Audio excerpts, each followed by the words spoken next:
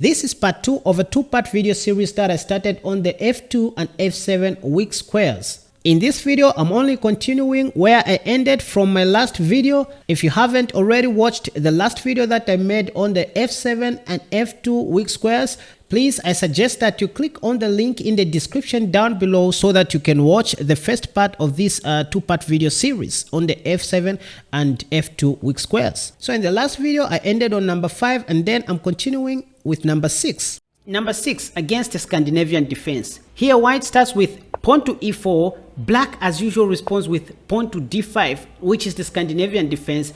Instead of taking on d5, here we are going to play knight to f3, inviting black to take on e4, and if black takes our pawn on e4, we go knight g5, attacking the pawn on e4 once again. Believe it or not, black is going to hold on to that pawn with the move knight to f6, after which we should play pawn to d3. If black takes our pawn on d3, we should play bishop takes on d3. And in this position, black is not happy with our knight sitting on g5, and that's why you're going to see most of your opponents responding with a move pawn to h6, trying to remove our knight from the g5 square. But here we are going to sack on f7 again with our knight forking the queen and the rook. Now, if you watched my last video on the Leonard Gambit, you are already aware of this trap. If you haven't already, I suggest that you go to my channel and watch that video so that you can also trap your opponents in the same manner. In this position, king takes f7 is forced, after which you should play bishop g6 check, covering the whole of this diagonal. Remember once again that this king cannot go back, so the queen on d8 is left undefended, and that's how we win black's queen in just 8 moves. Now, after knight to g5 attacking black's pawn on e4, black does not necessarily have to hold on to this pawn with the move knight to f6. They can also try bishop f5 holding on to this pawn, and here I recommend that you play knight c3 attacking this pawn once again. And if knight to f6 again, if you watched my previous video on the Leonard Gambit, you already know the right move, bishop c4 attacking the weak f7 square. Now this time black will think by playing e6 he has solved all the problems regarding the f7 square, and that's why in this position I recommend that you play the calm move pawn to f3. If black doesn't do anything with our pawn on f3, we are just simply going to take back the pawn and be good. And so you're going to see most of your opponents taking on f3, after which you should take back with the queen, eyeballing the b7 square. And here, believe it or not, most of the times you're going to see black covering the b7 pawn with pawn to c6, after which you should unleash the move knight takes on f7, again forking the queen and the rook. This time black may think he can still capture the knight on f7, forgetting that we can take his bishop on f5, because his pawn on e6 he's pinned to the king. Now after realizing this, you will see black playing queen to d6, after which we are going to play knight to e4, forking black's queen and the knight on f6. Here black's response is forced, queen e7 will be played, knight g5 check, and then we're going to win the pawn on e6 and castle shot. And in this position, white is winning. And so guys, if at all you're enjoying this video so far, please consider subscribing and hit the like button so that I can be encouraged to make more wonderful videos just like this one. Therefore, I'm giving you 4 seconds to subscribe to my channel if you haven't already. Okay, let's go to the next one. Number 7, against the Scandinavian defense again. This time we are going to take advantage of the weak f7 square using the Leonard Gambit. So white begins with e4, d5 by black, the Scandinavian defense. This time we are going to take on d5, and after queen takes back on d5, we should play knight to c3 attacking the queen. And in most cases you're going to see most of your opponents playing queen f5, after which you should play pawn to b4 attacking the queen once again. Now here black will be more than happy to take this pawn on b4, because he thinks we want to go rook b1 and attack his queen so that he can run his queen from danger. But that's not what we are intending, because right now we are going to play knight b5, aiming to take on the c7 square so that we can fork his rook and his king, and that's why you're going to see most of your opponents play queen f5, just trying to protect the c7 square, after which we should play bishop c4. Again, if at all you watched my last video on how to punish the Scandinavian players very fast, you should already know what is happening here. If you haven't already, I suggest that you go to my channel and watch that video again, because it will be very helpful for your chess improvement. In this position, the only best response for black is to go knight to c6, but black in this line is not comfortable with your knight on b5, and so black is going to try the move pawn to c6, trying to chase away this knight here. But in this position, you are going to surprise black by sacrificing again on f7 with your bishop check. Most of the times you are going to see black taking on f7 again, because why not?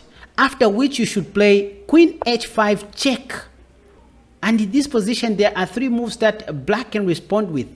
If black plays g6 thinking he's blocking the check, we are going to surprise him by unleashing another move, knight d6 check, which is also a discovery on the black's queen. Well, instead of g6, black can also try to go king to e6. Again, I can say this is one of the worst moves of all time. Why? Because we are simply going to give black a check with knight to d4 check, again winning the queen on f5. What if black plays king to f6?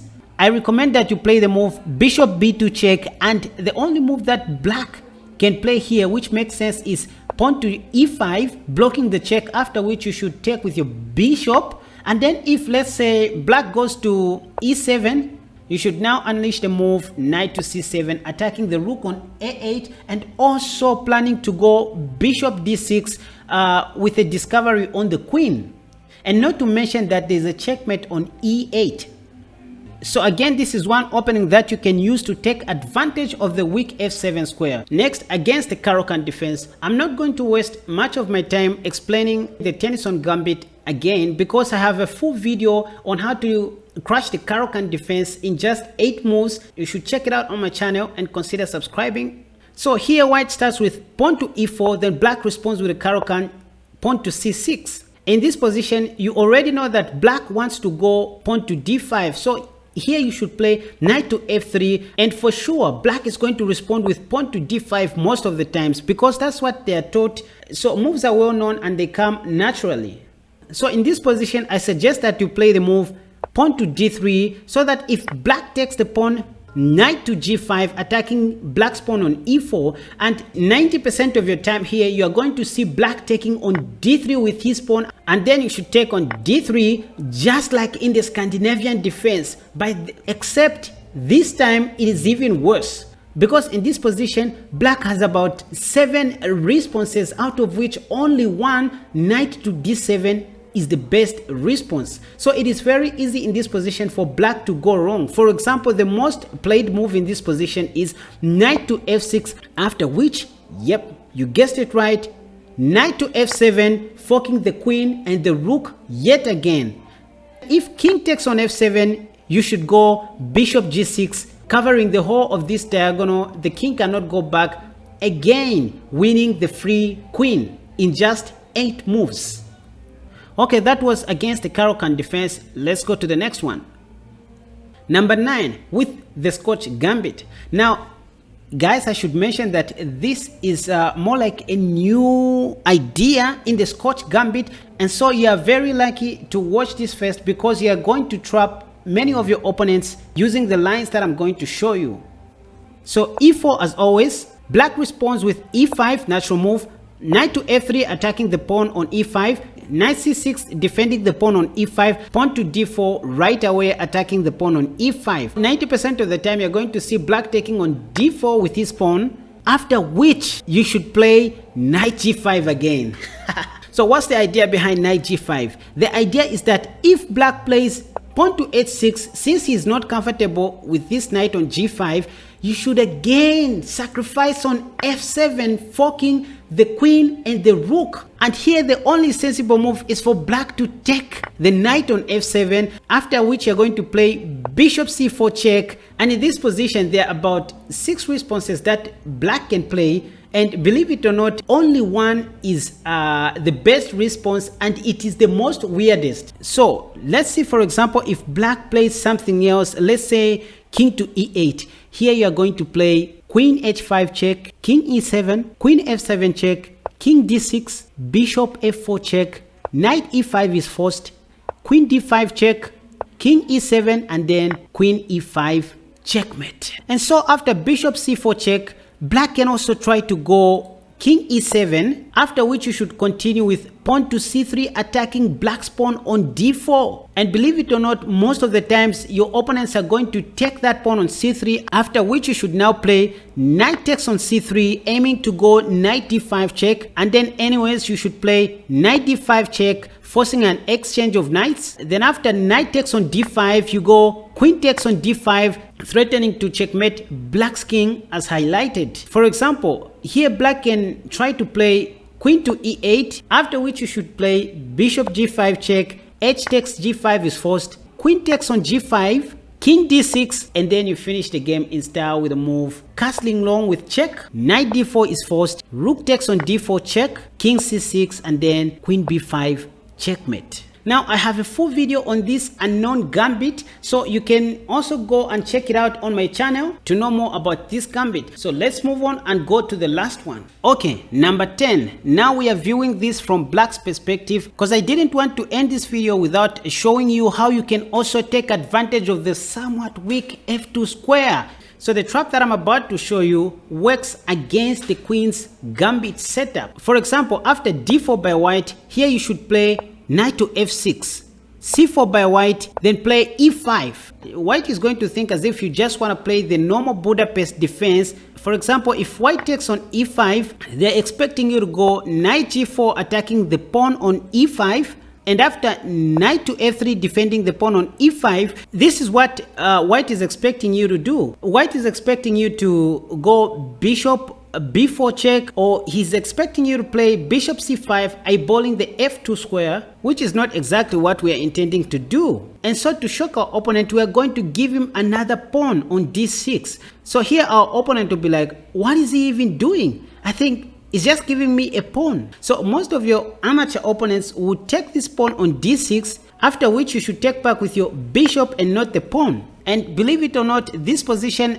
has been reached in hundreds of games already, according to the latest database. Here, the third common response by white is pawn to h3. The idea is that they are not happy with this knight sitting on g4. And so they want this knight to go back to f6, but that's not what we are going to do, because again, just like in the Tennyson Gambit, we are going to sacrifice on f2, forking the queen and the rook. And the only sensible move for black in this position is to take with the king, after which we are going to give them a check on g3 with our bishop covering the whole of this diagonal. Again, note that white's king cannot go back, and that's how white loses his queen in just 8 moves. By the way, this is just a mirror of the Tennyson Gambit, nothing so special about it. Now the trap on f2 also works if white begins with knight to f3, for example, the Zukertort opening. Here we should respond with a move pawn to d6, which is the peck invitation. White will think as if we just want to play the peck. From here you see white responding with a move